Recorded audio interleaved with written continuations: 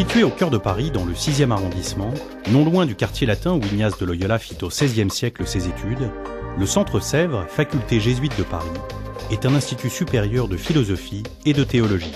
Il est né en 1974 de la conjonction de la faculté de philosophie de Chantilly et de la faculté de théologie de Lyon-Fourvière. L'une des caractéristiques du Centre Sèvres est son souci d'articuler ces deux disciplines que sont la théologie et la philosophie. Le Centre Sèvres est un institut supérieur de philosophie et de théologie sous la responsabilité de la Compagnie de Jésus. C'est un institut qui comprend deux facultés, une faculté de philosophie et une faculté de théologie, habilitées à délivrer des diplômes canoniques, qui sont donc reconnus par le Saint-Siège. Et cet institut comprend en outre 6 départements qui proposent et coordonnent un certain nombre d'enseignements et de recherches dans différents domaines: esthétique, éthique publique et perspective internationale, éthique biomédicale, religions et cultures, études patristiques, spiritualité et vie religieuse.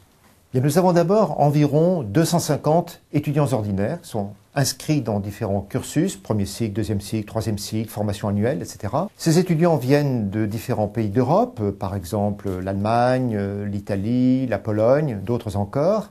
Ils viennent aussi d'autres continents, d'Amérique latine. Nous avons des étudiants du Pérou, du Brésil. Ils viennent aussi de certains pays d'Afrique, comme le Congo.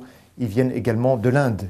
Ce qui m'a beaucoup frappé à Centre Sèvres, c'est la diversité culturelle. Le public à Sèvres est très varié, très divers, parce qu'on trouve à la fois des jésuites ou des religieuses du monde entier, et puis des laïcs qui se forment, soit qui sont encore en pleine activité professionnelle, ou des jeunes retraités.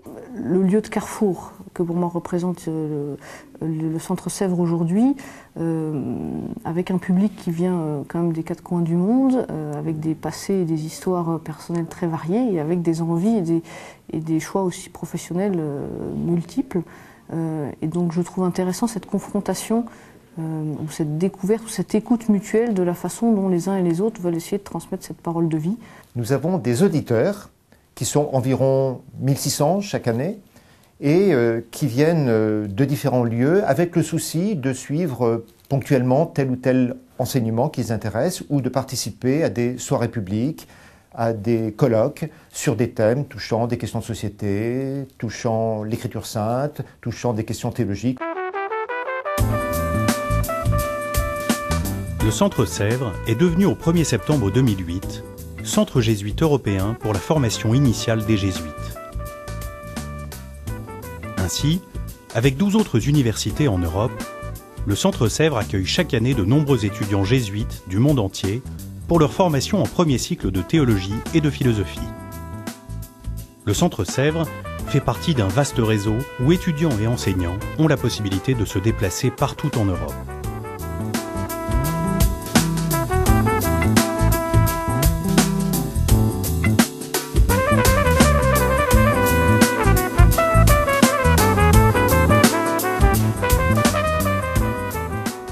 Le premier cycle au Centre Sèvres est composé de 3 filières différentes.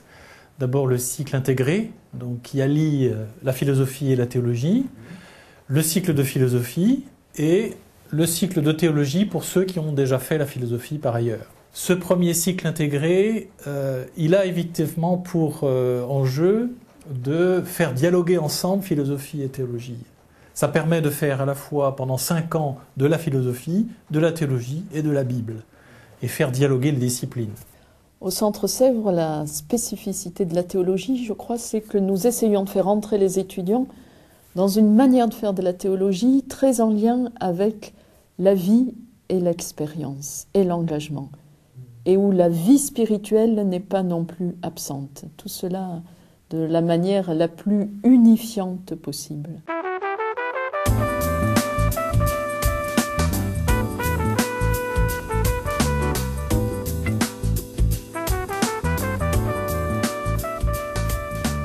On insiste beaucoup sur la personnalisation du parcours. Alors nous avons bien sûr des cours magistraux, mais il y a également toute une palette d'offres pédagogiques différentes, notamment des séminaires, donc des travaux de groupe. Nous avons aussi une forme de travail personnel par les dissertations. Chaque étudiant est lui-même accompagné par un tuteur qu'il rencontre régulièrement, et donc C'est avec ce tuteur qu'il voit quelle lecture il doit faire, quel sujet de dissertation il doit prendre, quel séminaire est meilleur pour lui, etc. Donc il y a vraiment un essai d'adaptation à une pédagogie pour des adultes, pour des personnes qui ont déjà une expérience par ailleurs, et pour vraiment les aider à acquérir une réflexion personnelle, une appropriation personnelle de leur propre formation. En arrivant, chaque étudiant établit un contrat d'études en choisissant lui-même son programme avec le directeur du cycle. Bon, il n'y a pas un examen, il faut apprendre par cœur les choses à la fin, mais il y a des relectures qui se font, donc chacun s'approprie le cours.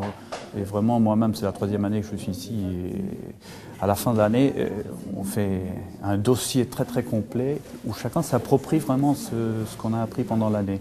Il y a des questions qui restent, mais qui restent pour l'année suivante et qui sont toujours ouvertes. Et on voit ça avec le tuteur, mais on voit ça aussi avec 2 ou 3 professeurs à la fin de l'année. Ce n'est pas non plus chacun pour soi. Avec l'assistance d'un tuteur, on peut avoir une direction dans notre vie et aussi dans notre travail. Il me semble qu'il y a un point très fort de l'accompagnement des études au Centre Sèvres, c'est justement le fait de laisser à chacun le choix, enfin une grande marge de manœuvre, à la fois dans le choix des cours, des enseignements, dans la manière de les travailler, et puis le fait qu'à la fin de l'année, chaque étudiant soit amené à faire un dossier personnalisé, reprenant l'ensemble des cours. Ça permet d'intégrer le parcours et d'avoir une optique beaucoup moins scolaire que dans bien d'autres cadres académiques. Alors pour moi, ce qui a beaucoup compté, c'est la façon dont les professeurs m'ont rendu active de mon apprentissage très rapidement.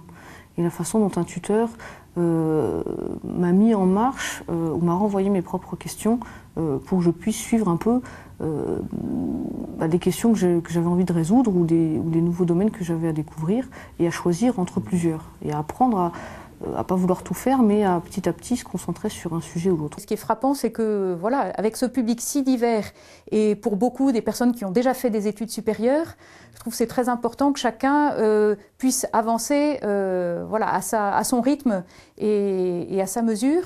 Et là aussi, le fait que beaucoup de cours soient sous forme d'ateliers, de séminaires, c'est-à-dire par petits groupes, ça favorise aussi cette individualisation des parcours.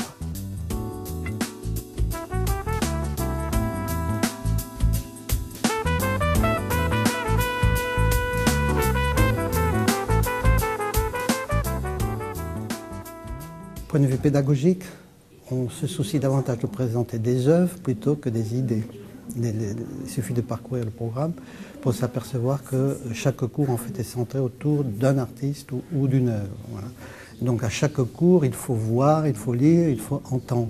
Donc le premier but qu'on cherche dans les cours, c'est dans le fond de développer cette capacité de réception des œuvres, de percevoir les œuvres. L'œuvre d'art, les grandes œuvres sont à la fois, on peut dire, portées et portent des traditions de pensée, aussi bien philosophiques que théologiques.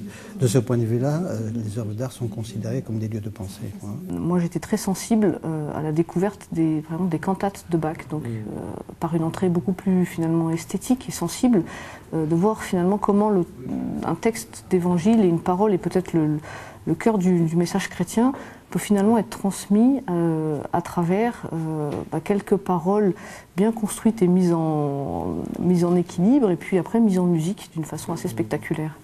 On entre en philosophie et on entre en théologie parfois ici par le biais des cours d'esthétique. Entrer dans l'histoire de mes propres résistances, découvertes, de la patience que le travail intellectuel me demande, c'est cela déjà une aventure spirituelle. Alors d'autant qu'elle va toucher des questions cruciales où se joue la rencontre avec Dieu et la rencontre avec le monde contemporain. Mais je dirais que c'est dans ce processus qu'on appelle nous de relecture, mais de reprise et de capacité non seulement à relire, mais à formuler les déplacements et les résistances. Toute expérience a besoin de se situer dans une attitude de recherche, c'est-à-dire dans une attitude de découverte. On ne peut pas faire d'études, on ne peut pas prétendre apprendre quelque chose si on n'a pas le désir en soi de découvrir du nouveau et donc de faire une rupture avec ce que l'on croyait connaître. Le bien connu n'est pas un point d'arrivée dans le domaine des études.